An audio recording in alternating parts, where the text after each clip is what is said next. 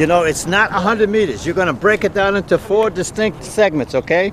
4 distinct segments. The first one is the start. Yes. Then the acceleration zone 1, acceleration zone 2, and then the finish from there in where you're executing like a mug. Okay. Brooks Johnson has coached an athlete at every Olympics since 1968. He's a legendary Hall of Famer in a What Have You Done For Me Lately sport.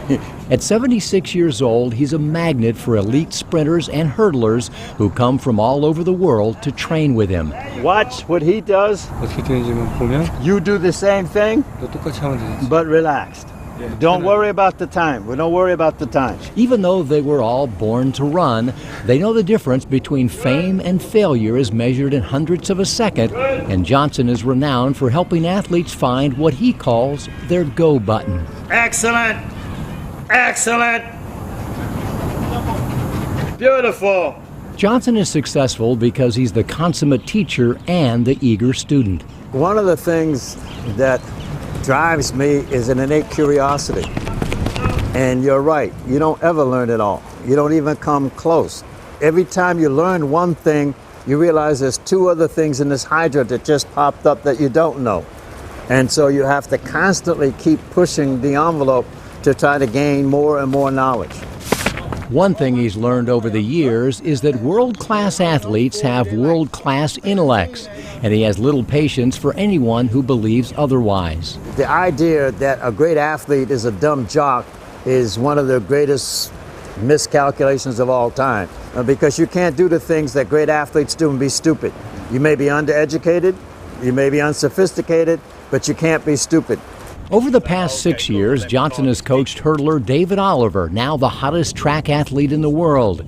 Together, they easily hurdle the so-called generation gap. Yeah, he's definitely an inspiration to me. You know, I hope I can, have the longevity in my life and, and just being so energetic as he is at that age. But, age, like they say, is nothing but a number. He's younger. He's about 40-something at heart, I'm sure.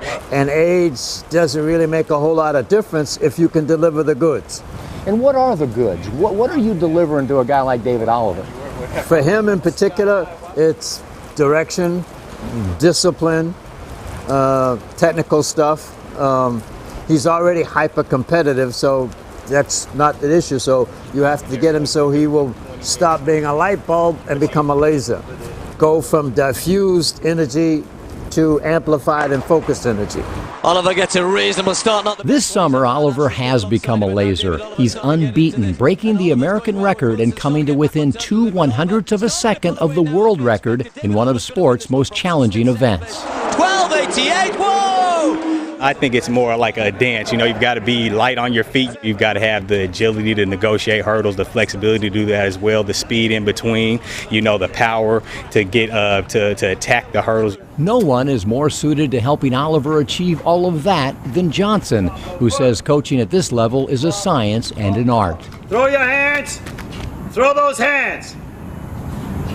That's it. Throw the hands out. Throw them out.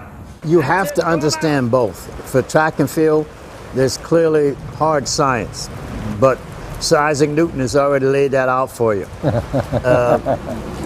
There's a psychological aspect of it that Freud really doesn't address. And there's an art involved because you have to be creative.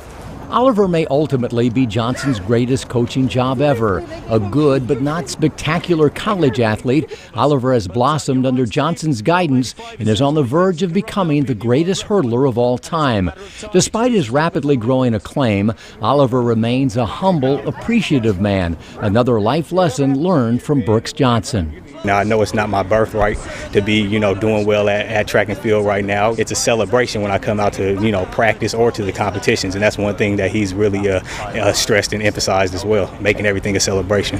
He's just been a good mentor for me, the life lessons that you learn. It's not all about stuff on the track. We're only out here for 2-3 hours a day. It's the 21 hours off the track, and he's really affected those 21 hours, making me become a more responsible, mature young man. With the world record now just a blink away, many are surprised to learn that that's not even a goal for David Oliver and Brooks Johnson.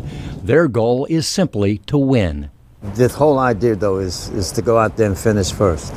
And as the time comes, it comes. To put the added pressure of trying to get a world record, doesn't work. It's unfair. That's one thing that Brooks has always said from the day I got here. It's about winning races and beating the people you're supposed to be beating. Right now, the list of people I'm supposed to be beating is, encompasses basically everybody in the world. It's all about building your legacy and being a legend, and that comes with winning races.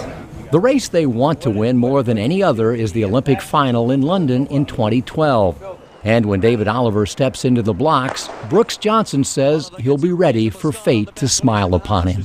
At the Olympic Games, basically God chooses the winner.